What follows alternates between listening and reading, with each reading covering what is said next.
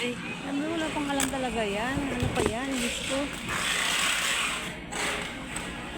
ngayon, Malalaman nyo lang, isa 2 weeks mo ng paggaganyan. May hililusi kung mga ganyan.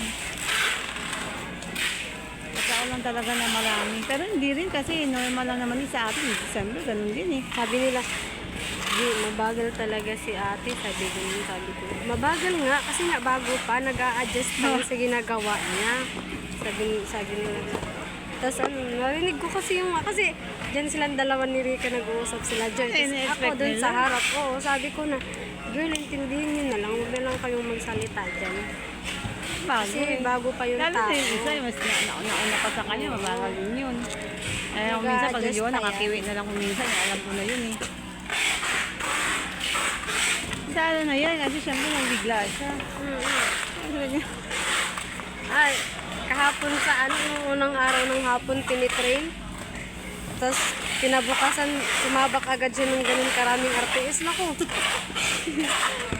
sabi ko, Alam mo, marami artist o RR mo? daming RPS. Yes, talaga. Kasi RPS dati. Bakit nagtakang ako? Bakit nga?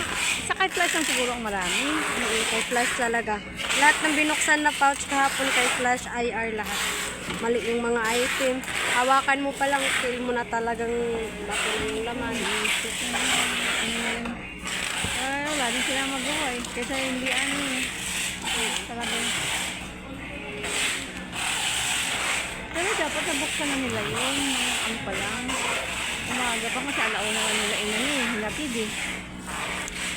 Kasi nung morning pati yan, tambak na sila ng mga TV. Hindi nila natapos hanggang alas 12. Hindi rin. Sabi ko, paano ma'am? Sabi ko, paano ma'am? Bubuksan na natin yung TV.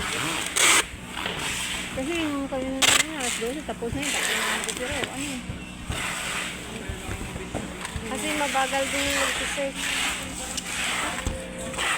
Si ano nag-search. Tapos ako sa Ate Michelle. Ano? Tapos kami, nung morning, kami yung nag-RTS. Tapos maya-maya, tinatawag ako ni Sir. Si Rexy. Tapos pagkatapos ko si Rexy, tawag naman ako kay Joy. E di, si Ma'am Susit, hindi naghahanap ng... Yung parang napaparamdam si Rexy. Yan, okay ka na ba?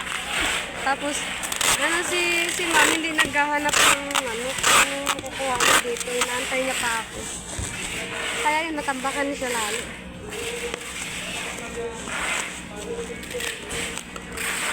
Ay, sabi ko, ano, sabi ko, manager. Pero sabi na.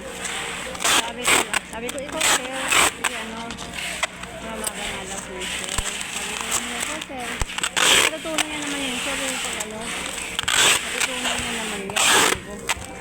Eh, diba, yung naiyak ko sir.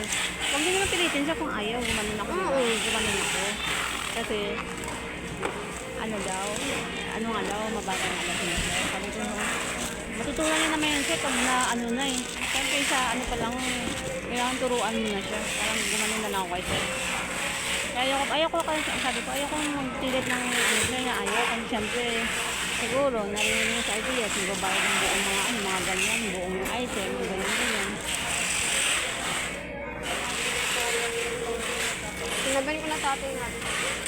Hindi wala ka namang Hindi ka lang talaga sa Lazada, doble ingat ka talaga.